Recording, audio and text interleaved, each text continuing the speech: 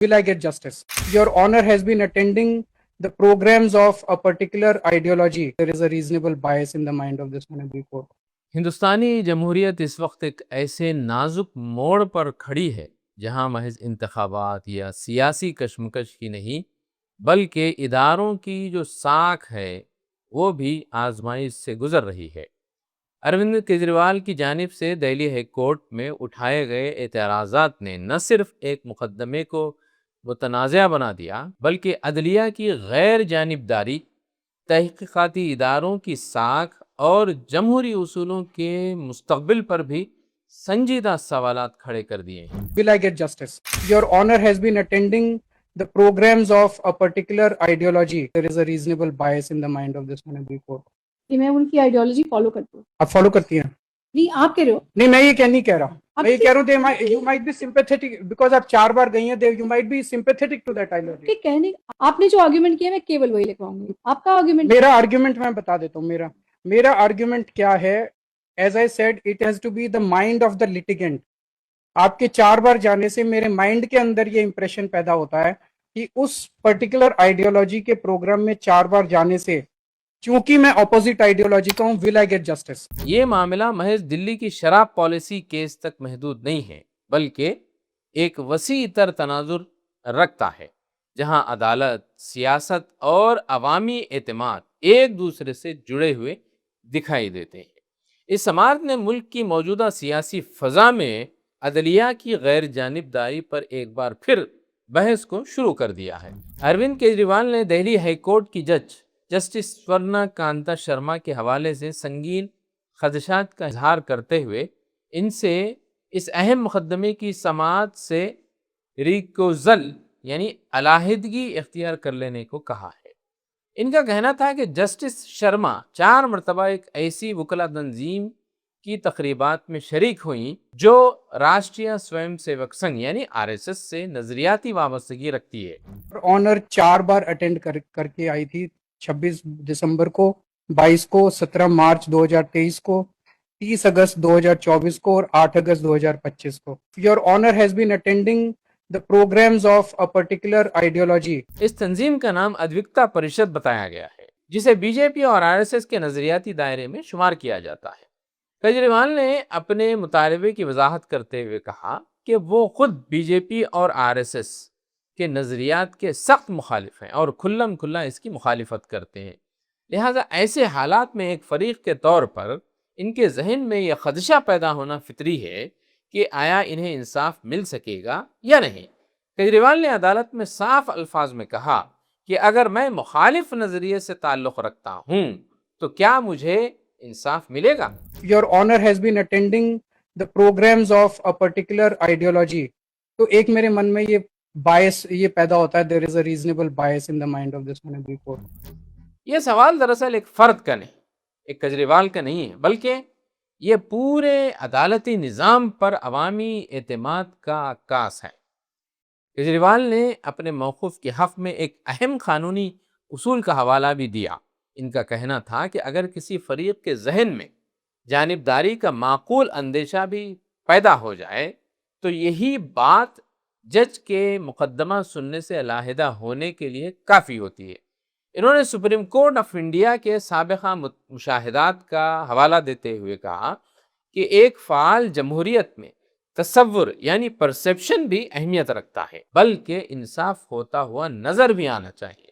یہ وہی اصول ہے جو عالمی سطح پر یوں بیان کیا جاتا ہے کہ justice must not only be done but must also be seen to be done, یعنی اگرچہ عدالت واقعی غیر جانبدار ہو لیکن اگر عوام کو اس کا تأثر نہ ملے تو انصاف کا مقصد فوت ہو جاتا ہے۔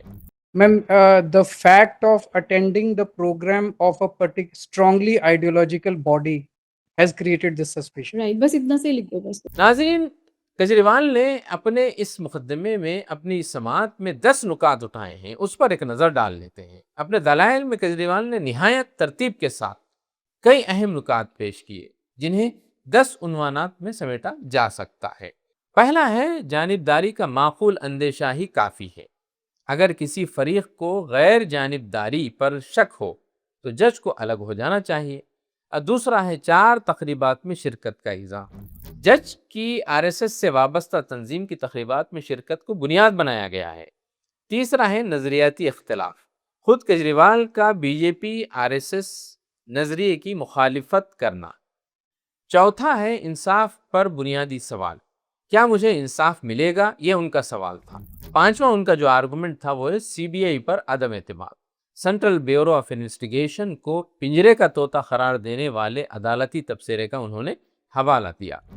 Not so long ago, this court had castigated the CBI, comparing it to a caged parrot. It is imperative that CBI dispel the notion of it being a caged parrot. Caged parrot کا کیا مطلب ہے؟ Who is controlling that cage? Cage کس کا ہے؟ Obviously the political establishment at the center. چھٹا ہے مقدمے کو سیاسی قرار دینا، اسے اپوزیشن کے خلاف کارروائی بتایا گیا۔ ساتواں ہے جلد بازی کا الزام انہوں نے کورٹ پر لگایا۔ اپوزیشن لیڈروں کے مقدمات میں غیر معمولی رفتار سے تیزی آ جاتی ہے، جبکہ حکمراں جماعت کے لوگوں پر یہ کیفیت نہیں رہتی۔ آٹھواں ہے ایک طرفہ عدالتی حکم پر ان کا اعتراض۔ نواں ہے ٹرائل کورٹ کے فیصلے کی جلد بازی، تفصیلی فیصلے کو مختصر سماعت میں چیلنج کرنا، یہ ان کا آرگومنٹ تھا نواں۔ دسواں ہے ریکیجول یعنی علیحدگی کا مطالبہ، انصاف کے تقاضوں کے تحت جج سے کیس چھوڑنے کی اپیل انہوں نے کی۔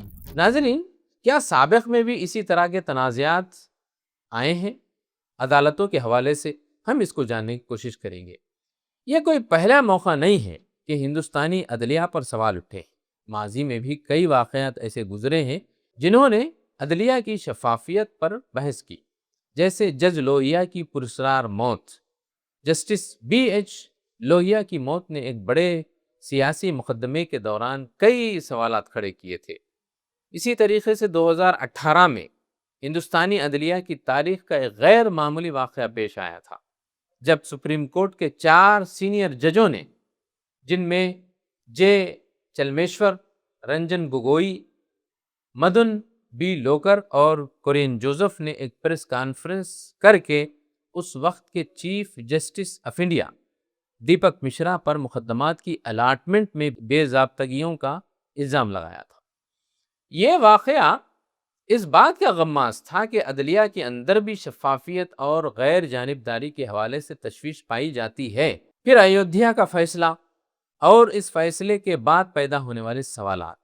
رام جنم بھومی فیصلے کے بعد عدلیہ اور حکومت کے تعلقات پر بحث ہوئی، خاص طور پر جب جسٹس گگوئی کو ان کے ریٹائرمنٹ کے بعد راجیہ سبھا کا ممبر بنایا گیا۔ ہندوستانی عدلیہ خود بھی کئی مواقعوں پر تحقیقاتی ایجنسیوں کی غیر جانبداری پر سوال اٹھا چکی ہے۔ سینٹرل بیورو آف انویسٹیگیشن کو سپریم کورٹ نے ایک موقع پر پنجرے کا طوطا قرار دیا تھا، جو اپنے مالک کی مرضی سے بولتا ہے۔ اروند کیجریوال نے اسی مثال کو اپنے دلائل میں پیش کرتے ہوئے کہا کہ جب تحقیقاتی اداروں پر اس نوعیت کے سوالات موجود ہوں تو عدالتی عمل کو مزید محتاط ہونا چاہیے۔ جسٹس سورنکانتا شرما کے خلاف کیجریوال کے اعتراضات کو اگر ان تاریخی مثالوں کے پس منظر میں دیکھا جائے تو یہ محض ایک فرد کا اعتراض نہیں ہے، بلکہ ایک وسیع تر ادارہ جاتی بحران کی جھلک اس میں نظر آتی ہے۔ آج ہندوستانی سیاست میں بڑھتی ہوئی پولرائزیشن نے عدلیہ کو بھی اپنی لپیٹ میں لے لیا ہے۔ بھارتیہ جنتا پارٹی اور اپوزیشن جماعتوں کے درمیان بڑھتی ہوئی خلیج نے ہر ادارے کی غیر جانبداری کو مشکوک بنا دیا ہے۔ ایسے میں اگر عدالتوں پر جانبداری کا الزام لگتا ہے تو یہ جمہوریت کے لیے ایک انتہائی سنگین خطرہ ہے، کیونکہ عدلیہ ہی وہ واحد آخری ادارہ ہوتا ہے جہاں عوام انصاف کی امید لے کر جاتے ہیں۔ اگر اسی پر اعتماد متزلزل ہو جائے تو پورا نظام ہی عدم استحکام کا شکار ہو سکتا ہے۔ اس تناظر میں یہ پورا معاملہ محض ایک قانونی تنازع نہیں رہ جاتا، بلکہ اس سے ایک بنیادی سوال بھی کھڑا ہوتا ہے، وہ یہ کہ کیا ہندوستانی عدلیہ عوام کے اعتماد پر پوری اتر رہی ہے؟ اس معاملے کو محض اروند کیجریوال یا کسی ایک جج تک محدود نہیں کیا جا سکتا، بلکہ یہ ہندوستانی عدلیہ کے وقار، اس کی شفافیت اور عوامی اعتماد کا مسئلہ ہے۔ ماضی کے واقعات یہ بتاتے ہیں کہ عدلیہ کو ہمیشہ نہ صرف غیر جانبدار رہنا ہوگا بلکہ اس کا تاثر بھی قائم رکھنا ہوگا۔ اگر اس اصول کو نظر انداز کیا گیا تو جمہوریت کی بنیادیں کمزور ہو سکتی ہیں، اور یہی وہ نقطہ ہے جسے آج کے حالات میں سنجیدگی سے سمجھنے کی ضرورت ہے۔ تو ناظرین، یہ تھا آج کا ویوز آن نیوز۔ پھر ہوگی ملاقات کسی نئے موضوع کے ساتھ۔ زعیم الدین احمد کو اجازت دے۔ خدا حافظ۔